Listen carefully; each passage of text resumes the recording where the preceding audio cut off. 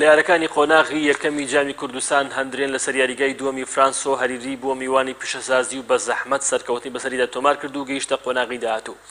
لە نیوە یەکەم یەکسانی باڵی بەسەر یارەکەدا کێشا و لە دواخولەک مصعب هەژار گۆڵی یەکەم و پێشکەوتنی بۆ هەندرێن تۆمار کرد.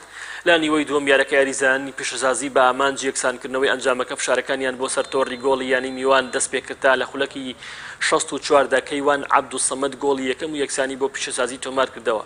دەرفەتی گۆڵی پێشکەوتنیشان بۆ هەڵکەوت بەڵام سوودیان لێ وەرنەگرت. لە بەرامبەردا هەندرێن لە خولەکی 94دا لە ڕێگەی محەممەد شێرزاد بە گۆڵی دووەم و سەرکەوتن گەیشت و یارەکەش بە 2 گۆڵ بەرامبەر بە گۆڵێک بە سوودی هەندرێن بە کۆتا هات. ئەمەجامە هەندرێن خۆی گەیاندە قۆناغی داهات و هەندرێن ڕۆژی پێنجشەمەش ڕوبەڕووی بروسکی هاوشەری دەبێتەوە و براوایان دەگاتە قۆناغی 16 و لەوێ ڕوبەڕووی هەولێری هاوشەریان دەبنەوە.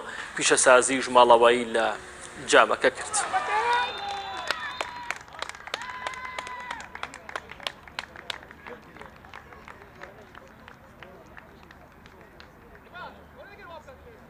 بدايات وياريش باش ما ذكرون هم بدفاعية يعني بدايات يعني لا توبش صابت وانا اقول انسان انه تم خلكاني كوتاي كان ما اقول بنو تمانية ان شاء الله وبرنو دبيت هم بداية الدوري بس برنو كان ان شاء الله هم بدايات شباز ان شاء الله خود زاني امرو یاریکی وەکو تاخیرنەوەی بوو یاریزانەکە چونکە هەفتەیەکە ئێمە دەستمان بە تەمرینکان کردووە و یاریێکی باشمان ئەنجامدا.